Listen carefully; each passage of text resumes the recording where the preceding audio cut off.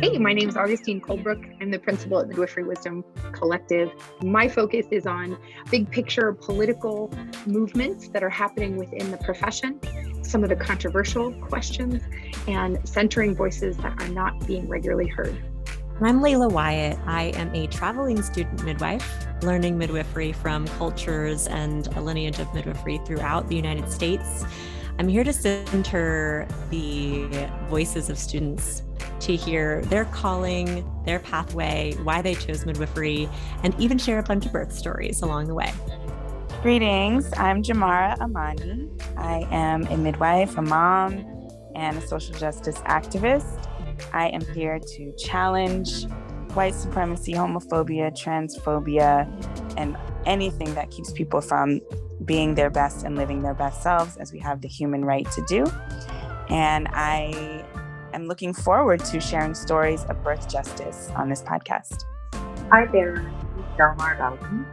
I am a non-binary, queer, transgender, Latinx midwife and full-spectrum doula. My focus is on increasing access and equity in midwifery care and midwifery education. Hello, my name is Angie Love. I am a community nurse midwife in Vero Beach, Florida at the practice of Midwife Love. I also do telehealth midwifery through Midwife RX. I'm a mama, and I am committed to maintaining birth choices for all people and educating a future generation of midwives because we will not die out. Welcome, listeners. This is Angie Love here, nurse midwife extraordinaire. And I thought it'd be good to have on a dear friend and former partner, Paul Robinette, and to get his take on what it was like to be a partner of a midwife for close to a year, and also to explore with me my journey to where I am today in midwifery. So, Paul, let's get it started. Well, hello, Angie. It's so wonderful to see you. Thank you. And I'm excited about this conversation, and I'm excited to share with people the impact that getting to know you has had on my life. It's actually changed. It's changed a lot of things about the way I see women, family, people. Like, it was quite a mind-blowing experience, and I hope I get to share a little bit about that in the podcast today, as well as introduce you to the world. Yay. Yeah, I'm excited about it too. Well, you want to get started? Let's do it. Let's do it. So I think one of the very first questions I ever asked you, and I'll never forget your answer. So I'm kind of curious to see how you answer it today. But I remember when we first met and we first started talking, and you shared with me that you were a midwife, and I instantly said, "Oh, you deliver babies?" And you said, "No, I catch babies." And I was like, "Uh-oh, this is gonna get technical. I better keep up quick."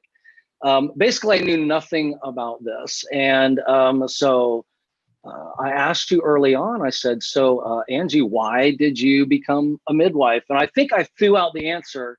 I said, "Is it because you love babies? Why did you become a midwife?" And do you remember what you told me? I love women.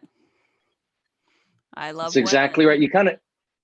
You shocked me. You're like, "Well, it's, I like babies." She's like, "But my heart is with women." And it instantly got really serious at that point for me. And you started sharing with me a little bit about that journey. So would you like to share a little bit about that here on the podcast, about what you saw happening to women, or how you even ended up in a place to see anything happening to women in hospitals and birthing?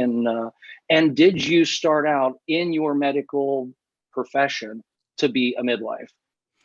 Yeah, so I think I got interested in medical things back in high school. I was going to a pretty nerdy high school, the North Carolina School of Science and Math. Go Unis, unicorns were our school mascot. And very appropriate, by the way. Very appropriate. So I was interested in caring for people. At that point in my life, I was also very interested in being a missionary. I am no longer such. But I thought about biomedical engineering, making cool prosthetics for people. That was interesting. My mother basically told me you need to be a doctor and just gave me that mandate. So I toyed with that. And when I went on a tour of my college of choice, I happened to be staying with a nursing student. And I told her I was thinking about pre-med. And she says, well, that's fine. But, doctors, they do their rounds, they see their patients 5 or 10 minutes.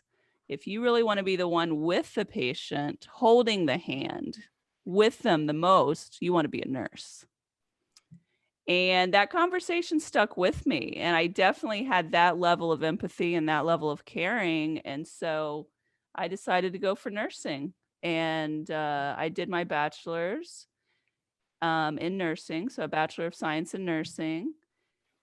And nursing has so many different fields, so many different options. It was like a wide open field. I didn't have to choose from. I could enjoy all of it for those 4 years. And yeah, so the areas I really liked in nursing were labor and delivery or birth. I really liked psych nursing. That was interesting. And I really liked hospice, which was end of life care and very spiritually meaningful. So those were kind of like the 3 areas that I had narrowed it down to where I really wanted to be. When did you come across in your nursing experience? How did you decide to focus in on birthing rather than go into some other things that you just talked about? Well, birth seemed like it was happy most of the time, so I like that. My actual first OB rotation that I did in nursing school was in Mexico. I was doing a semester abroad, and so I was in a Mexican public hospital. This was in, wow, long time ago. It was like 1998. And the You public, speak Spanish? yeah, I'm bilingual in Spanish and English. And the Mexican public hospital was kind of like how the hospitals were here in the US, maybe back in the 50s or 60s. They weren't allowed to have any visitors with them. They all got a shave. They all got an enema. They all got their IV. They labored on stretchers. And they each got a spinal when they got to completely dilated. And most all of their babies were pulled out with forceps. So in many Was this ways, a surprise to you? oh, big surprise. Yeah. In many ways, inhumane and not comfortable for the woman, for the family, for any of that. So I learned a lot while I was there, but it was, very disturbing with this is still okay to treat women like this. And then I experienced a rotation back in Pennsylvania with a nurse midwife. And they were all hospital births, but it was a much different scenario. Families around, women able to birth with their families present, and the nurse midwife very caring. So I really enjoyed that and liked that, and said, okay, well, I can do labor and delivery. I can do birth, and so that's where my focus went. Had you had any previous experience, relatives, yourself, your cousins, aunts, anybody that had done home births? Nope. Didn't know anything about home births. Had never been at a birth personally other than nursing school.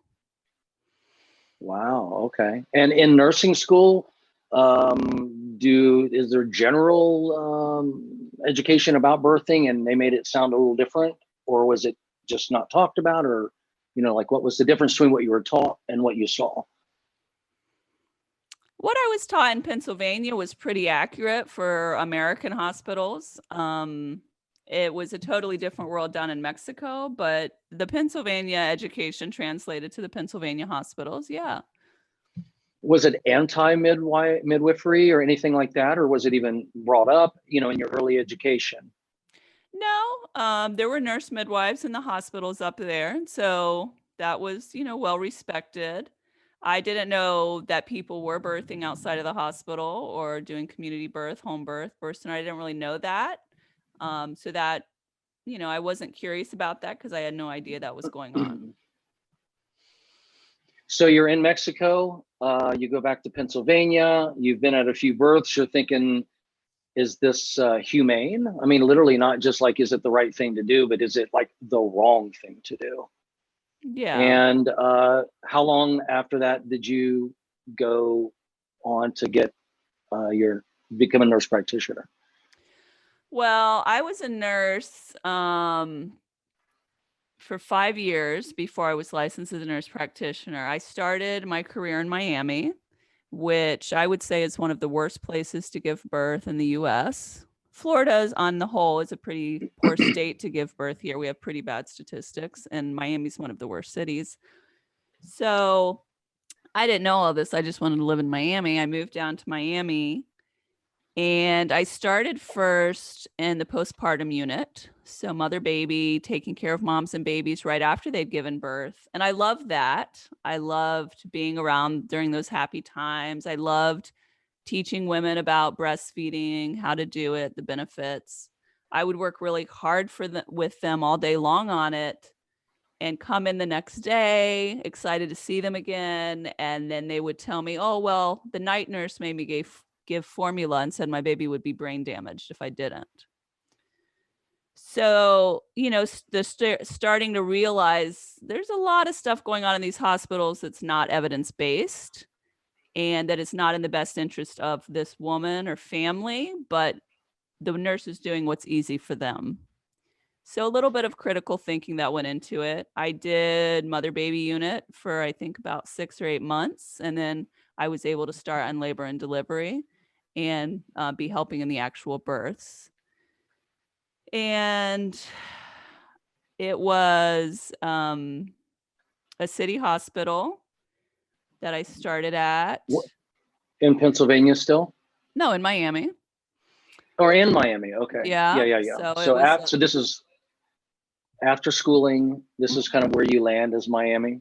I'm in Miami. I'm working at a city hospital and seeing lots of births and working the night shift, getting experience, and seeing quite a lot that disturbed me about the hospital care, or that I would say was actually traumatic.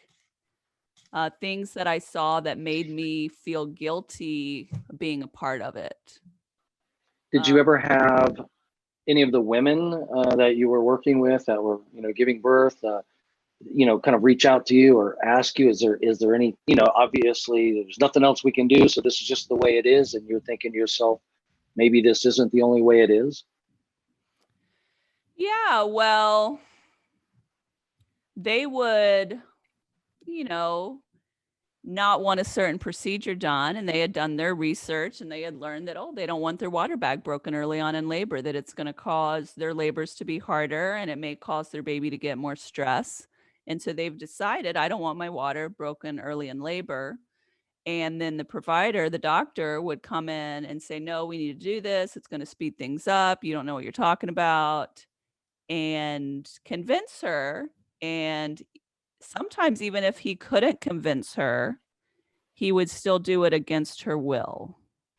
And so you're watching this and it feels kind of like a rape. It feels like a definite violation, whether it's breaking the water bag, whether it's inserting a Foley catheter. Anytime we're inserting things into other people's bodies without their consent, it's a horrible feeling to have to stand there and watch that. And not speak out, because if you do, you're going to lose your job. So, well, I know from my, from our time that we spent together, that was probably the most shocking thing early on in my re-education about birthing, and honestly, women in general. We might get into that, later on, about a little bit about me, but when you would share these things with me early in our relationship, I was kind of in shock. I had also no experience with home births in my family, my wife, my ex-wife, but wife, when we had four children, and there was never any talk about anything but the hospital, and, doctors save people's lives, and whatever they tell you to do, you should just do. And when you started telling me, well, that's, maybe in cancer treatment or, a broken bone, but, this is, like you said, a very intimate experience birthing with somebody, and that no, doctors aren't always right. And some doctors are just trying not to get sued and things like that. And I found that, disturbing. And then after getting to talk with people in the community, your own community, women that you were being a midwife for, they echoed that over and over and over. And I found it really, really fascinating. What is there anything in particular, a moment or one particular person or a procedure or anything that really just put you right over the edge and said, this is ridiculous, I got to do something about it? Yeah, I can't say that there was one particular person. It was overall a realization that I made within about 2.5 years of being in labor and delivery. There was, in general, I would say, a depersonalization of the patients there. So a lot of people were burnt out, nurses, doctors, everybody. And I don't want to say every single person there was burnt out, but there was a high rate of burnout. And they belittled patients behind their back. They belittled their family. It just not honoring this as a sacred event. And these are sacred people we're working with. I would say the biggest thing that motivated me was seeing all of the unnecessary C-sections that I saw. The World Health Organization says C-section rate should be around 15%. And many times our C-section rate at that hospital was 40, 50, 60%. And Wow. I would know that this labor was going along fine. Everything seemed to be normal. And then the doctor would tell me in the break room, I really got to get out of here. I have this golf game I can't miss. We'd go in and tell the woman, you're having this huge baby. It's not coming out. We need to do a C-section. She would believe him. We'd go out, do the C-section. A normal 7-pound baby would pop out. And I would like to say this was one time, but it wasn't. It was a pattern. Wow. Over and over, a golf game, a hot date, whatever was going on. And literally having no shame about telling us the real reason, and then going in the room and this is taking too long and we need to do a C-section over and over and over again. Knowing that these women did not want a C-section, but that is what they were being told that they needed. So what was, when you get through your schooling and you're ready to begin your practice, do you remember your first delivery, catch, whatever you want to call it? Good question, but no. You don't remember your first one? In school, I went to University of Miami, and as a nurse midwife in school, we had to do, I think, about 25 catches. So my first catches were actually in school with my preceptor standing right beside me. I precepted at Jackson. And in school, do you mean like in like a hospital or a clinical setting, or was this in their homes or in a midwifery office or something? No, it was in the hospital. So I precepted at Jackson, which is the biggest hospital in Miami. I precepted at Jackson South, and then I precepted with another midwife up in Coral Springs. So all of my school education was based in the hospital. And it was about a year into my master's to become a nurse midwife, after my summer break, that I said, oh, let me go check out what a birth center is like. I had heard about birth centers by this point, but I really didn't know what that would look like. So I called around a couple birth centers. One of them said, oh yeah, come on over. You can hang out with us. So I went over, I saw a whole day of their appointments, and I saw a birth, and I was blown away by the level of caring that was going on. Patients that had long appointments could ask all the questions they wanted, could have all their family there. Laboring women that could walk around and eat and drink and get in and out of the shower and in and out of the tub, and just birthing the way that they felt their body was telling them to, and midwives who actually cared. And yeah, after that first day, I was sold on getting out of the hospital. I was sold on, okay, this is what I feel like birth should look like. This is more of my speed. I want to be working in this environment and not in the hospital. So essentially midwifery found you. This wasn't a calling from, 2 years old or anything like that. It just kind of found you and you just stepped up. I stepped up. Yeah. And How long ago was this? so I've been a midwife now for 17 and a half years. Wow. And do you know how many babies you've caught? Yeah, 951 births, I believe I'm at. That sounds like like I want to applaud or something, but maybe, is that typical in your profession? Is that, people retire after 1,000 births, or some people never make it to 100, or, is there any kind of norms in your industry about how many births people like you usually do? Yeah, well, I would say it depends on the setting. So if someone is doing hospital births, they're really cranking out a lot more numbers than I am, because they're not having that continuity of care, and they're, just doing births by the shift. Birth centers are going to have, less numbers. And then home birth midwives are going to have the lowest numbers of births, because they've actually spent more and more time with their patients or clients. So I would say, if you're comparing me to other home birth midwives, I've done a lot, because I did spend the first 5 years of my career working at a busy birth center in Miami. So, okay, so you're saying that some midwives, and I know midwives listen to this podcast, so excuse me for not being, knowing everything about it, but that you have chosen home births, and some midwives just do this in hospitals and in clinics. Not everybody is a home birth midwife. No, that's right. So most nurse midwives that have the same license and title that I have, most of them work in the hospital. I see. Okay.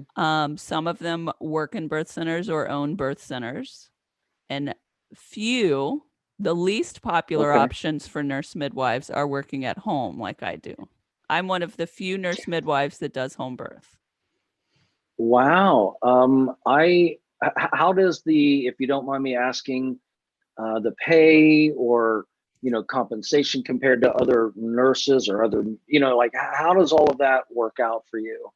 Yeah, so I could probably be making a lot more money if I worked in the hospital. I'm not sure Okay. of the area around here, but from what I've heard, nurse midwives that are hospital based and very busy, they might be making somewhere between 110 and 150,000 a year. So Okay. in home birth, we do a lot fewer numbers. So obviously we're going to be making less money. Some of that is dependent on how you set up your practice and how many births you do a month. I usually make somewhere around 80,000 a year. If I have fewer births, I may only make 60,000. If I have some more births, I may make, 90,000. I don't think I've ever made over 100,000. So somewhere in that range, depending on who's been my client that year, and are they paying full price, or are they, low income and I've given them a huge discount. So the benefits, yeah, I don't have, some company that's paying all my insurance or anything like that. So some years I've gone without insurance because the money hasn't been there. And this year I have signed up for insurance due to COVID. I thought it'd be a great idea to have some this year. Also, there's no one contributing to my 401k, my retirement, those kind of things, disability insurance. So there are a lot of benefits that I am not getting because I am working outside of that large corporation, that institution. But I would say my personal satisfaction at work is a lot more better, and my stress level is a lot less than I would be if I were working in the hospital. Wow. So it is a bit of a sacrifice on your end financially, but emotionally and all the other ways, there's benefits, and it's just a trade-off that you're comfortable with. Yeah. And I think that if I wanted to own a birth center in a city and be very busy, there's a potential, yes, I could be making the 120 or 150,000 if I was running a very busy Mhm. birth center. But as far as my own personal level, I don't want that either. I'm very happy with a smaller home birth practice.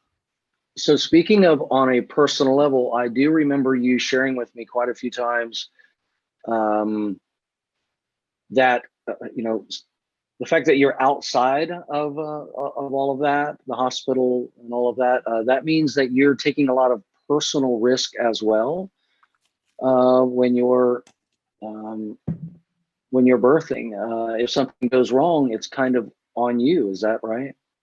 Yeah, it is. So Isn't all that terribly stressful?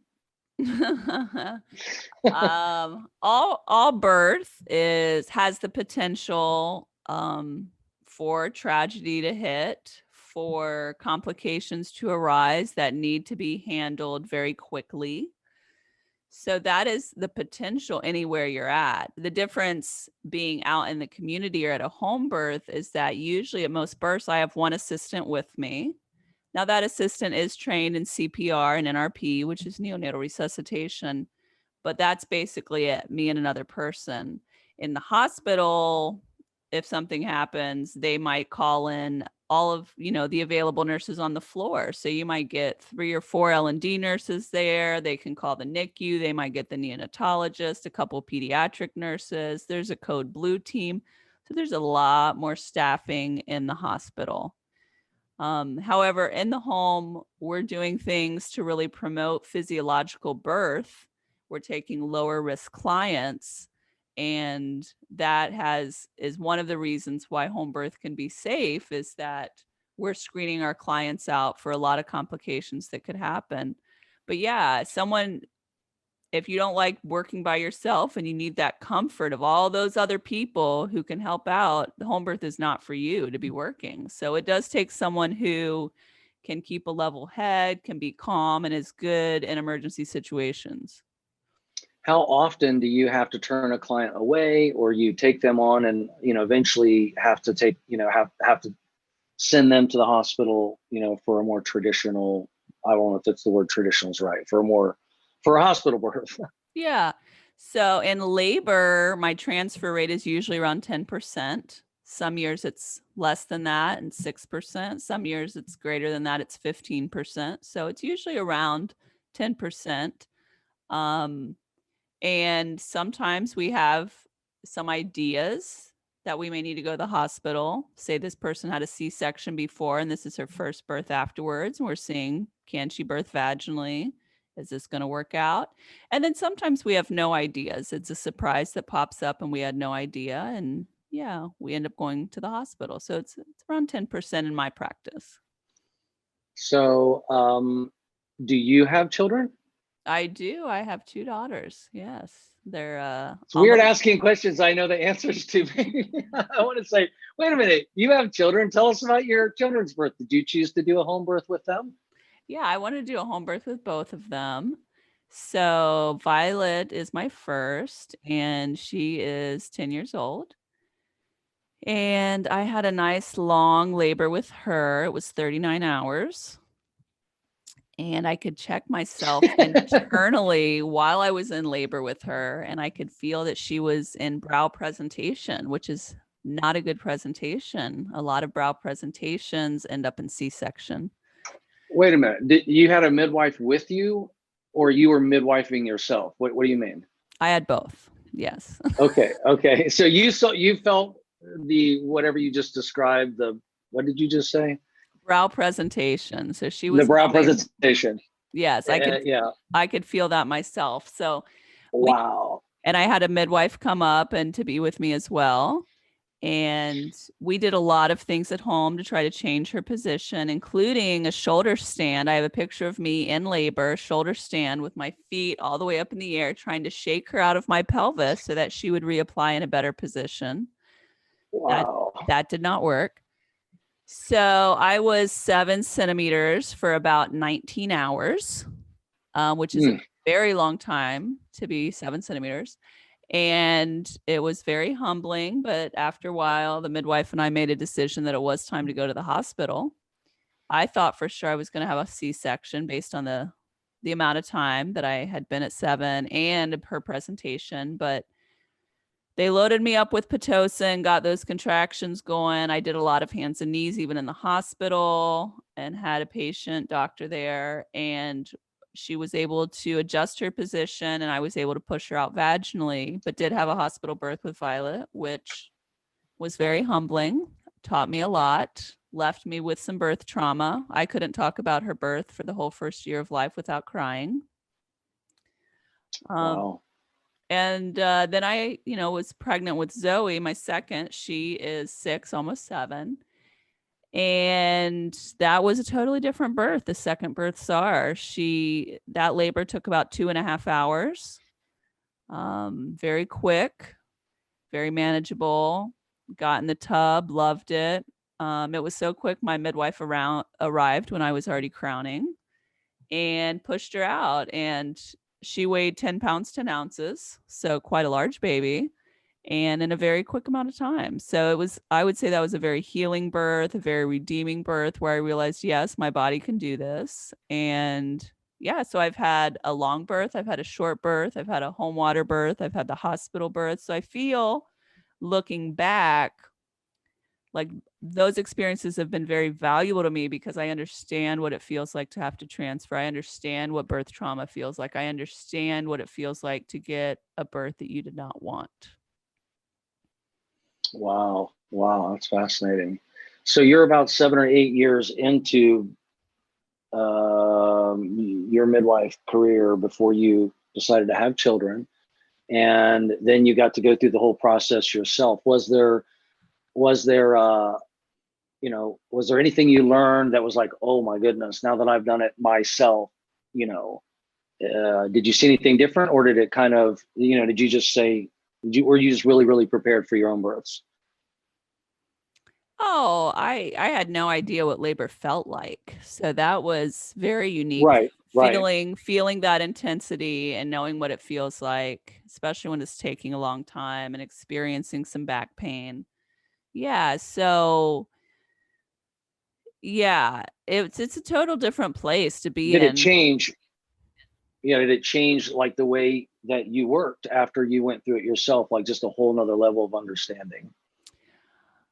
I would say it bumped me up a notch, but I think I had been with enough women before that I really had a broad perspective. I think I learned through my 2 births what I like and what I don't like in labor, and that's subject to change at any given moment. So Mm-hmm. I think the process of having children made me a much more flexible person in general, and made me like children better. Right. Having my own children Well, made me able to relate to children better. Because I was thinking, can you even be a midwife and I know you can, obviously, but how, if you haven't even experienced it yourself, and what difference that might have made. But you said it was pretty in line with your expectations. Yeah. I don't think it Well, that's changed. good. I don't think it changed me drastically, having children and, going through Right. birth myself. So if you have a midwife working for you that hasn't had their own children, it's not like you should be where, it's just like they can handle it just fine. Yes. I think the most Yeah. important thing is having had more experience and seeing a lot of different women give birth. So speaking of experiences, would you like to share with us maybe some highlights, lowlights, scares that you've had, or anything along the way that's just really, really, really notable? I know that's kind of a broad question. I don't want to like pin you down to the worst thing that's ever happened or whatever, maybe just whatever pops up. Yeah. So I would say some highlights are those families that I've really gotten to know over the years and seen them journey. There's a couple families that have birthed 4 times with me. So I was there before they had children. Wow. And I got to know them on their first journey and really educate them about this whole process and be with them. And then seeing them grow as a family, grow as parents, each baby they have. So, I mean, that level of connection is pretty intense. I feel like those, people who've had 4 babies with me, they're going to be in my heart for forever, and probably I'll be in their heart forever. It's a different level of trust and intimacy. I've been through people that have had multiple miscarriages. I'm thinking of one right now that, she's probably had 10 or 15 miscarriages, and Wow. dealing with that amount of loss is, also sad, and, bonds you in a different way to somebody. There's been times where women have come in for prenatal appointments, and, I can remember one she's 26 weeks or so, and she didn't call me or tell me about it previously, but she's coming in and she's like, "Oh yeah, I haven't felt the baby move all weekend," and you go to listen to heart tones, and there's no heart tones because the baby's passed inside of her, and you're with her through that experience of dealing with loss. So I think the longer you've been in obstetrics and midwifery, that you're going to have, great highs and terrible lows. And the ability to keep going and keep learning is what distinguishes those who can last in this profession. Have you ever questioned your profession? Have you ever come through an experience and just been like, I don't know if I can do this again, or I needed some time off to gather myself? Oh yeah, I think after every really long birth, I think to myself, why the hell am I doing this? When I've been at somebody's house for like 3 or 4 days and it's taken like every ounce of strength and I'm a zombie at the end. Yeah, I think, why am I doing this? Not that I'm not good at it, because I feel like I am good at it. I've been doing it a while. I think my clients would testify to my hardiness as a midwife. But why am I choosing to do this? It is a crazy job sometime, and it can be stressful and can definitely leave you sleep deprived. So definitely had those moments where I've questioned it. The thing is we don't have enough midwives. Women need good midwives, and I know that I am making a difference in every family that I am with. I am not just helping them have a good birth on one day, but I'm helping them trust in their body for the rest of their life. I'm helping them on their breastfeeding journey. I'm helping this child's health by helping this woman nurse, and impacting them for the rest of their life. Not to overstate it, but women can be left after their birth feeling amazing and powerful, or they can be left feeling traumatized and depressed and not bonding with their babies. So I know that what I'm doing makes a difference. And every time I go to the hospital with a transfer and I'm sitting in that room with the woman and I see the alternative, I know that what I'm doing is very important. So every hospital transfer that I have reinstills in me the purpose of why I'm doing this. So you have an event that you do that I was really fortunate to attend, called Bellies, Babies, and Brunch. Tell us a little bit about that. Yeah, that's a fun event. It's actually called Babies, Bellies, and Brunch. Oh, okay. We get together once a year. We did skip last year due to COVID. And we have like a little potluck reunion where everyone shows off their babies and how big they're getting, or shows off their bellies. We do raffles, and it's a chance for the community to meet and network, and it's fun. Yeah. Well, I got to go to that event, and I was pretty struck by something. You had asked me to document it a little bit, and so I was making some videos and interviewing some people. And every time I would get off to the side with someone, they would look at me and they go, "Do you know who you're hanging out with? Do you know who you're dating?" And I would be like, "Okay, tell me." They say, "This is the most amazing woman." And I met people that had 4. I literally got to meet someone that you had 4 children, that I think it was 3 or 4 of their children you had birthed. And everywhere I went, when we would go out, everywhere I would go with you, I was just like a little sidekick. I felt like a little sidekick. And everyone's just like, "Do you understand who you're with? Do you know who you're with?" And it was just like such an amazing, these women describe such an amazing relationship and bond. and how like you would cheerlead them through, and how you were strong and brave when they were crying and falling apart, and how you showed up and were just, oh, it's gonna be okay, and just give me a little more push. And yeah, it was quite, so you have this impact, and you already talked about it a little bit, that closeness that you feel. But there just must be a lot of pressure that goes with that. And I'm wondering, how would you tell people that are just getting into this? Because I know from personal experience that you train other midwives, doulas, and different levels, and they don't all make it. They don't all continue with it. Have you had a few that didn't, and why? Like, what's the thing that keeps people from being able to continue in the practice? Yeah, well, there's a lot of factors that lead to burnout, and that's actually going to be another episode of this podcast, so stay tuned. But I think it has to do with a low level of anxiety is what you need. So people that are high anxiety are going to have a harder time with being a midwife. So you got to have the empathy, but you can't have too much anxiety, and you have to be good at letting things go. So when you come home, trying to forget about all those problems you just heard in the office if they don't require your attention. And when you go to bed at night, trying not to overanalyze everything and run 3 million different scenarios in your head, and not sleep.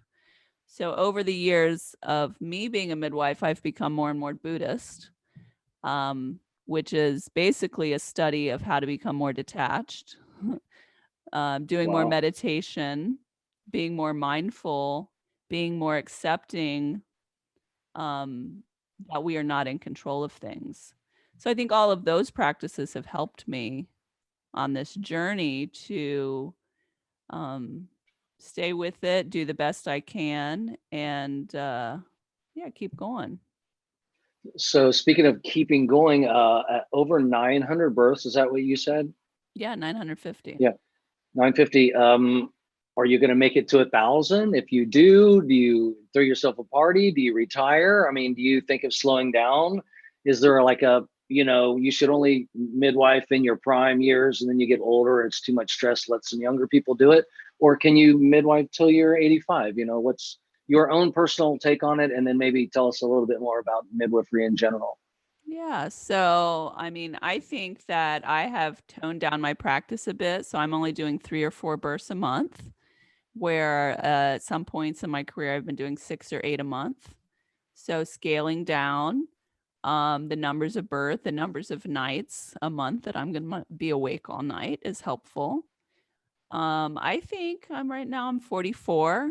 I would say I probably have another good 10 or 15 years in me of doing births. I may have more than that. I don't know how I'll feel when I'm that age. But I'm sure the long nights is what eventually gets to you. But as a nurse midwife, I can continue doing gynecology in the office and primary care and my telehealth business. So those things aren't going to disrupt my sleep. So yes, I could keep working until I die as long as, my brain remains competent. So right now I don't have any plans of retiring. I feel like I'm at a good pace, and the key is really good support system as well. So a good office manager and good students to help you out. So speaking of a good support system, what is the personal toll it has taken on you as a mother, as a partner, as your dating, your social life? Like, you talk about these births, you have to go there, you have to be there, you have to sit for hours and hours on end. Is this a career where you can do both, or to be able to support women and in the way that you do, then people and things around you? I know there's already talked about some financial sacrifice involved. What else do you sacrifice to do this job, and who else sacrifices with you? Oh, Paul, what a question. So I think that, yeah,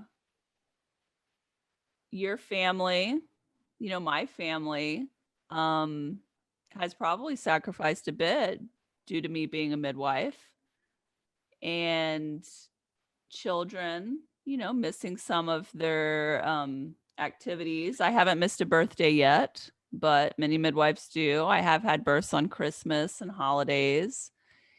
And the knowledge, I think, that mom could be gone at any moment might leave a little bit of trauma in a kid.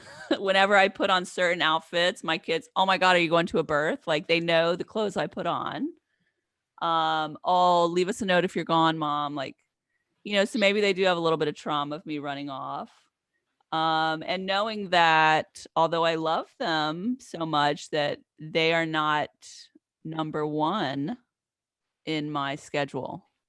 That my partner cannot be, my family, my kids cannot be number one in my schedule. The birth calls are number one and everything else comes after that. So yeah, it does take a special partner to understand that. And usually I would say works out better if that person really recognizes the value of midwifery and what I'm doing. I've had partners that don't realize the value and they get, very angry that they're not number one, at least in my scheduling. So I think we should flip the switch now, Paul, and I should interview you. So my first question for you is, what did you think when you first learned that I was a midwife? Like, what ideas or images did that conjure up in your head? Oh, embarrassing question, because I felt really stupid about births. I had, we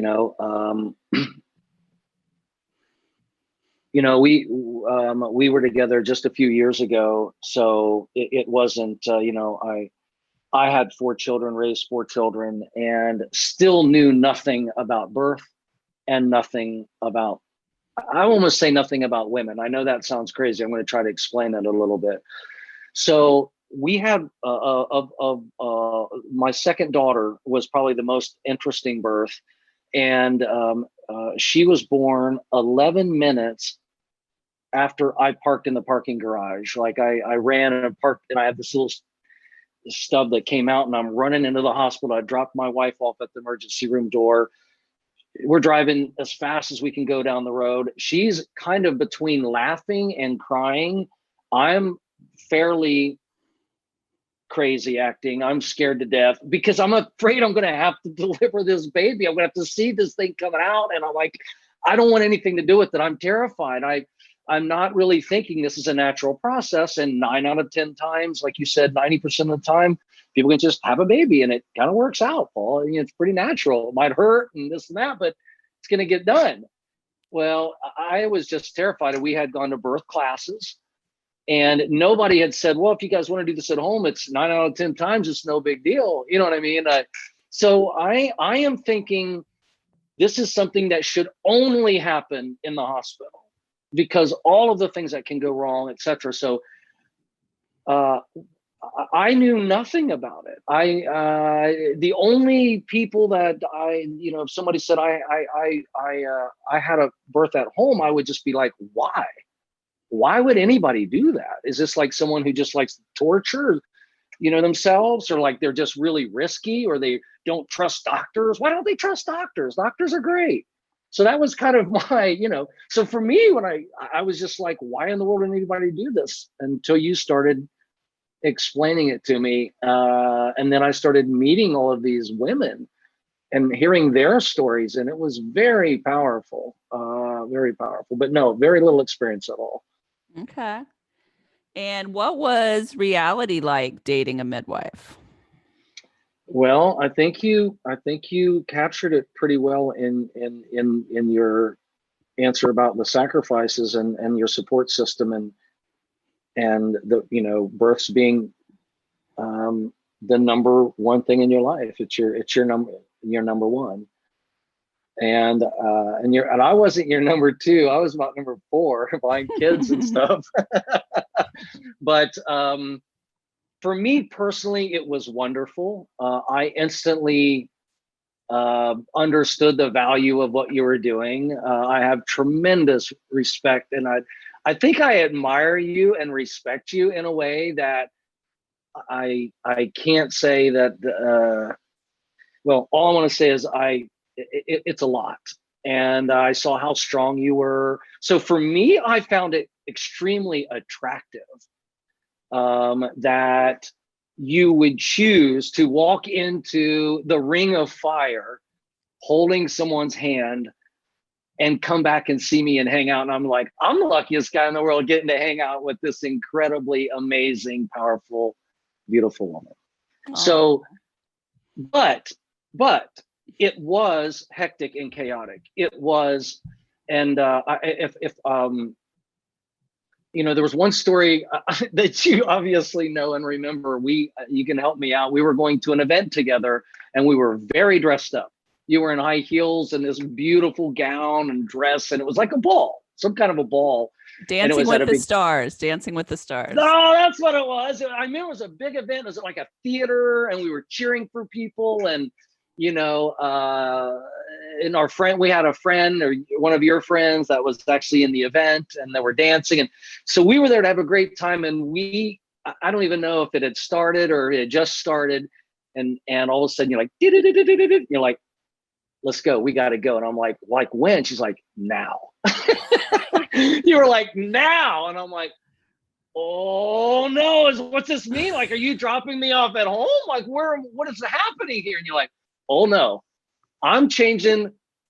We're driving. I got to jump out of the side of this. I got to jump out of this car ready to like catch a baby and like hold on for dear life. And you were not joking.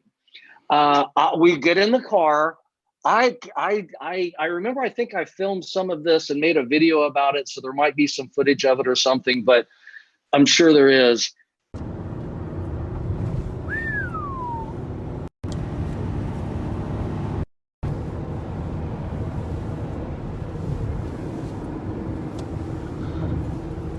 All right, so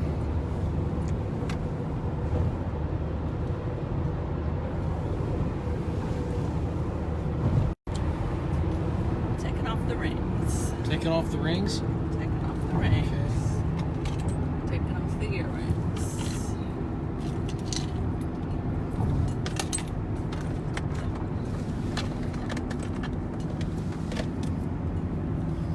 Making a little ponytail. So have you ever delivered a baby in a ballroom dress before? I have never done that.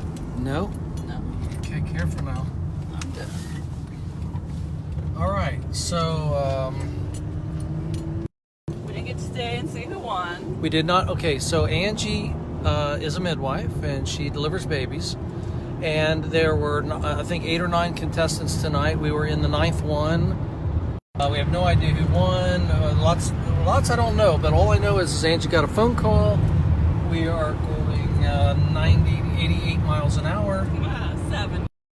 Well, then maybe I just have a horrible view, but we're going really fast, and we're going to a birth. There's somebody's pushing, and there's a baby coming out, and we're going to try to get there. How long do we have to get there, honey? Well, the GPS says 9 minutes. You think she says she's put... Second baby. Feeling pushy. Oh, God.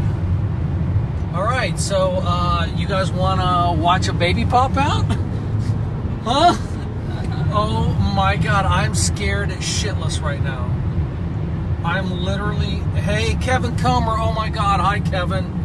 Oh, my Lord. I was just talking about you the other day. Here, I'm going to give you some instructions. Okay, I got to... Angie's getting ready to deliver a baby. I have to... Okay, listen, I'm listening, honey. Tell me what to do. When we get there, I am going to take my shoes off, my heels off, and run into the house. You're going to take your shoes and heels off and run into the house. You are going... Which I've never been to. Okay. You are going to immediately grab my black bag and bring it in. Okay. And then after that, my suitcase and bring it in. Okay.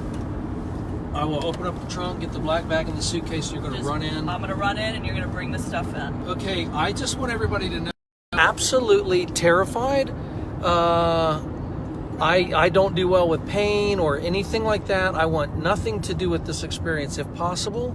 But we've been at a black tie event. We are dressed in suits and ties. Honey, careful. I got it. Don't you worry about me. And we are... honey, go! There's a car! Well, the worst is going to be the train. Oh, God. Oh, no. We're not going around the train tracks, baby. We are not going around the train tracks.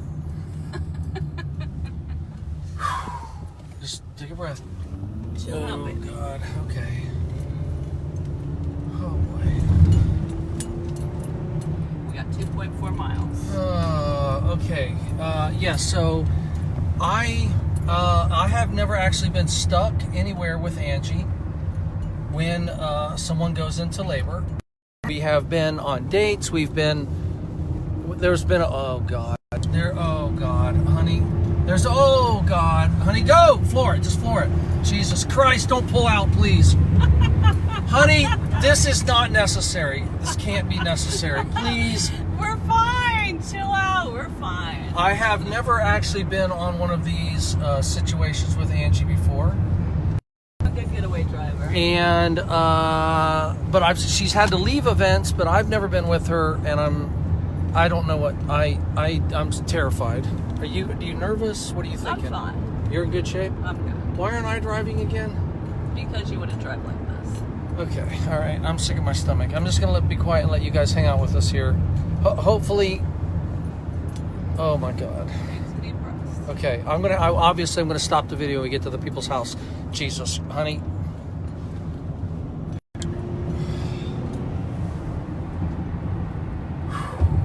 Okay, a baby's coming, a woman's pushing. We're trying to get to their house. We've left an event. We're running red lights. We're running red lights. Kevin, Right by the cops, right over here. there's a police station right there. Laura, have you ever been pulled over? Not on the way to a birth.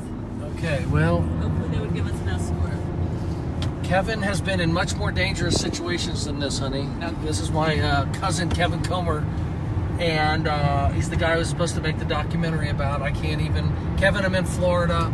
It's been a horrible year, but everything is good. And if I Do I make have anything in my teeth? if I make it through tonight, I'll maybe there's still time to shoot that documentary. Oh my God, honey, please. There's the sheriffs and the county jail. Honey, you're going 70. It's okay. It's all good. It's all good. It's all good. This woman's it's her second baby. What are Yeah. you thinking right now? What's going through your head? She's probably going to have at least a 9-pound baby, so I want to get ready and I want to make sure I'm there in case the baby gets stuck. I hope it doesn't, but this is a birth we want a midwife at. Okay. Yeah. Just please be careful. I'm careful. Okay. Okay. Yeah, we're good. We're good. Okay. All right. And We're almost there. when did 2 minutes away. we're 2 minutes away? And when did you get the call to come here? Just now. I mean, like we were literally just setting. We were Well, we were like, applauding. oh, fuck. Jesus. Past it. We just passed it. All right. Margo was on her way. Okay, you have another midwife on her way, but we She's farther away. We okay. got a canal over here? I don't know. I think we got it. Oh God. Okay. Whew. All right, guys. I am gonna have to go. I think. Bye-bye. Right now. Okay. Bye. You scared. I'm trying not to cuss on this podcast. You scared me very bad.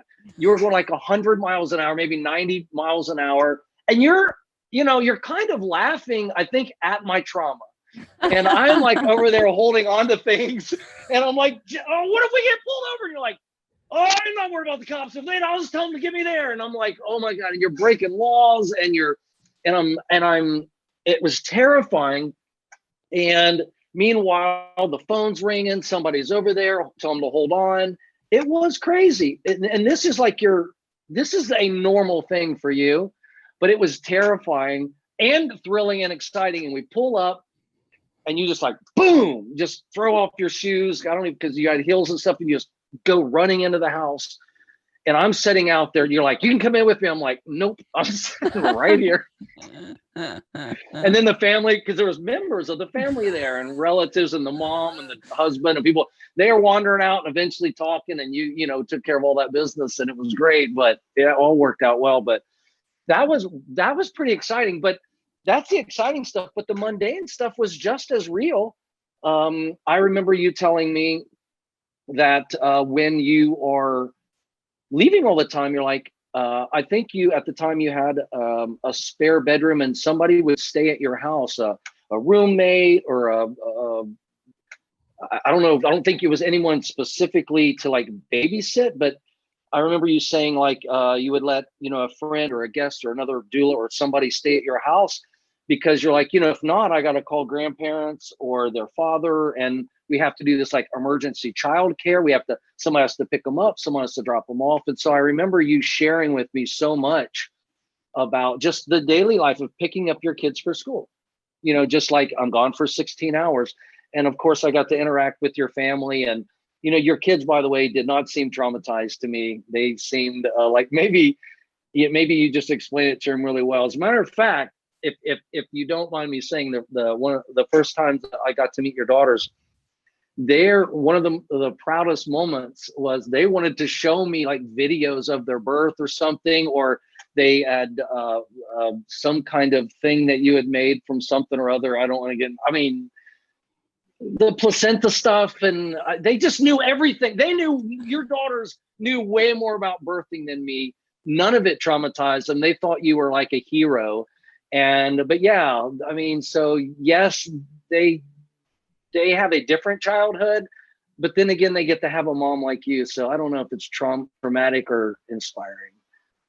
But yeah, it's definitely very real. The only thing like a fireman or an ER doctor is the only people in my mind that, hey, they could take off at any time, because cops don't take off at any time, they're on shift or they're off shift. So there's not too many professions that just like have to run out the door. And so it was very surprising, and very real. And you said earlier in the interview that you only do a few births a month compared to others. Like it seemed like always to me, because even if you have 4 births this month, you do not know if all 4 of them are coming tomorrow, or 1, 2, 3, 4, or 2 today, 2 tomorrow. So you can't plan. This was one of the most amazing, challenging things, or interesting things, or how does she live like that? When you told me about your vacations, you say, I have to plan my vacations at least 9 months in advance. So I don't take on clients for weeks at a time to clear out 9 months in advance a space for me to be able to take my children on a vacation, for me to be able to leave my zip code on a date with you, Paul. We can't travel. We can't go anywhere. We can't go anywhere that I'm 30 or 40 minutes away, from where the women are that I'm working with. And to me, it's like, it didn't really bother me. I just mostly had a lot of empathy for you.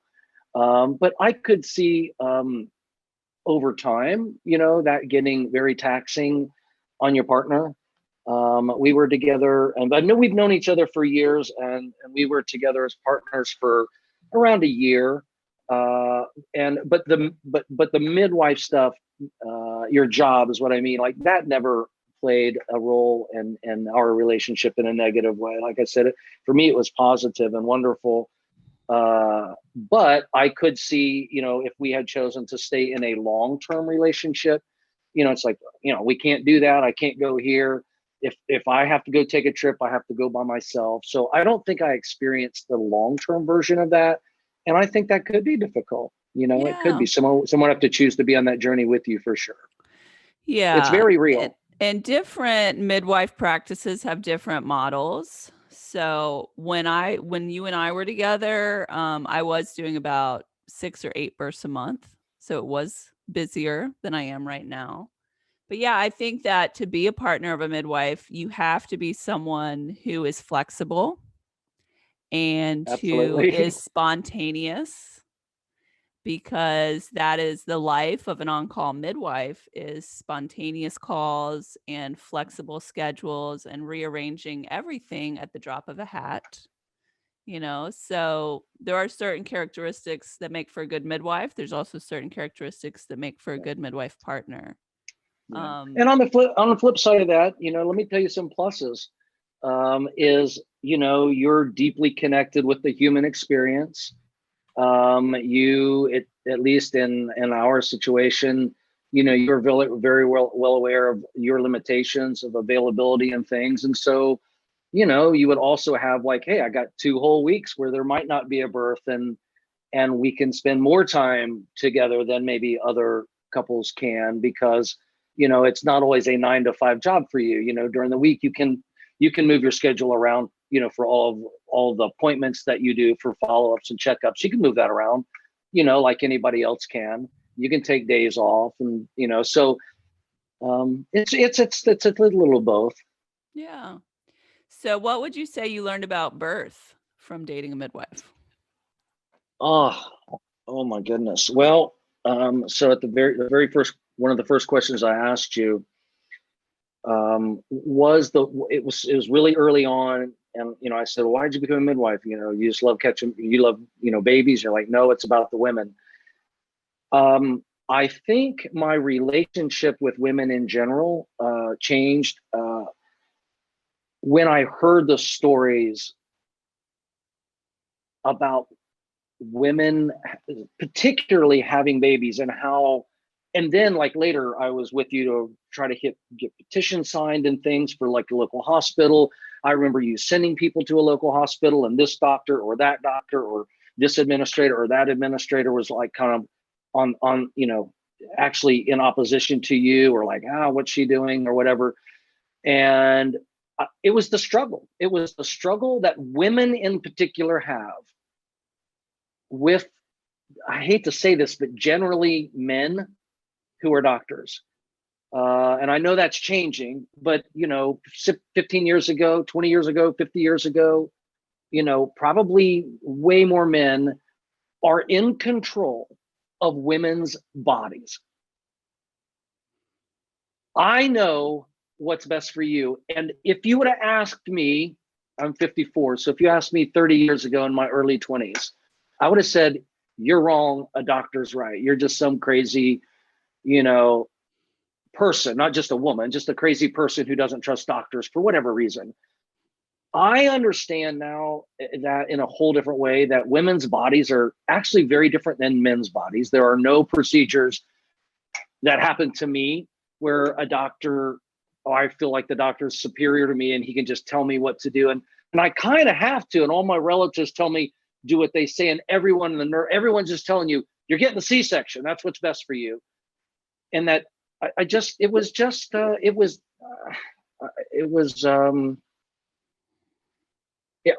a relationship with women and their bodies, and how men and medicine have abused that for centuries. Okay. Going deep. Good, Paul. Love it. Love it. Well, I mean, I feel like I'm staying on the surface so I don't cry or something. Like, it was really, it's okay. It's okay to cry. Well, and I'm not blaming my ex-wife or my mother or the beautiful, amazing women that were around me. This is not like a put down about them, but I think I would say that they didn't even understand their own bodies. They didn't understand their own rights. They did not understand their own ideas about themselves that I was taught even through them. You just do what the doctor tells you to do, honey. Just and in many situations that works. So yeah, it made me sad for women, and I thought about women in third world countries. I mean, developing women nations. Developing nations, or women in repressed authoritarian places that it's like when you hear the cries of all those women, it's like I'd never heard them before until you kind of shared all that with me. So it's like now that's all I hear. It's like, man, now I'm like, you should get a midwife. As a matter of fact, you should get Angie Love to be your midwife, because I know how well you're going to be taken care of. And so dating me has made you a feminist. Well, yeah. Just say yes. Well, I don't want to say I was I wasn't a feminist. Like, I'll tell you what, it's not really about like women's rights or feminism. And I mean, not from me, it wasn't an angry place of yes or no, or it was literally like just, I felt stupid. And then I was like, just shown the light. And then I understood feminism better and why women had to fight so hard for their right to party, But no, so so it was just that one part and that one piece. I just, it's like, so yeah, it did make me understand. So wait a minute, if women are fighting for this and doctors are treating them like that, and then I started thinking about all the other things, and so yes, it completely changed. That's why I said it, kind of my view about women and their struggle. And so yeah, I'm a proud woke feminist man, or whatever title you want to put on me. I feel great about it. And I didn't even have bad thoughts or dismissing. It wasn't like I felt like a bad person. I literally just think a lot of people just don't know. Yeah. They don't know. Yeah. Yeah. So, would you date a midwife again? If I ever were so lucky. Okay. Hint, hint. No, I'm just kidding. Just so everybody knows, there's no tension between us, and we are wonderful. As a matter of fact, we transitioned into amazing. We're still partners. We're friends. Mm-hmm. And so, would I date a midwife again? Absolutely. But yeah, yes, I would. Any tips you want to leave or advice? We'll close with this for the partners of midwives. Someone contemplating being the partner of a midwife. I think the schedule and the travel and interrupting what might be my night or my birthday, or assuming I guess I'm older, so I'm thinking more of like even without children involved. But if you're getting into a marriage and you're going to have children with the midwife, like there's going to be you kind of have to know your place in the home. I hate to say it like that, but you have to know it, accept it, love it, and get comfortable with it. But yeah, you're going to be number two occasionally. But really, I don't want to like scare anybody off from it, because but it is real, and I've never been in another relationship. I have never dated another midwife or anyone with a job anything like yours. And so it does take the focus away from just the me and you part of a relationship, and it's always like that third person's there.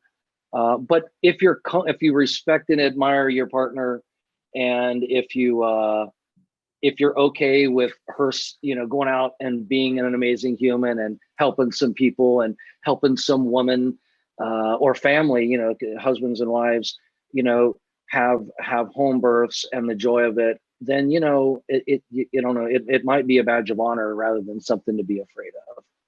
Oh, thank you, Paul. Well, I want to thank you so much for all that you've shared and helped out with today. I did want to tell everyone, since I didn't mention at the beginning, that I am a nurse practitioner, nurse midwife, practicing in Vero Beach, Florida. I'm also doing telehealth in Utah. My pronouns are she and hers. My Vero Beach practice is called Midwife Love. And my telehealth practice is called Midwife RX, and provides necessary prescriptions in Florida and Utah for anyone over the age of 16. And is that a .com? Yep, both .coms. What was it again? Midwifelove.com and midwiferx.com. Yay! Yay! Well, thank you so much. And I highly recommend. Even the telehealth part of it. We didn't get into it, but I was there at the beginning of you doing that, or you'd already been doing it, but it was fairly new for you. And just that, not just as a midwife, but as a gynecologist. Or gynecology, whatever the right terminology is, and just calling up a doctor and asking for, some help. Calling a midwife for almost anything, for whatever reason, from my experience, is a really good move for women in general. And I think people should reach out to you and to people like you who are doing telehealth and who aren't in maybe a traditional system or aren't available at the hospital. You might have to dig around a little bit to find someone like you within reach to talk to. But I think trying to help people feel safe and comfortable with that, especially someone like me who has been in both sides, mostly in the more traditional way, and then being around you and seeing what you're doing is actually so much more, I don't know if holistic is the right way to put it, but it just seems like a better option. So I would highly encourage people to lean into that and not be afraid of the unknown. Awesome. Thank you so much, Paul. Peace. Thank you, Angie. See you Bye. soon.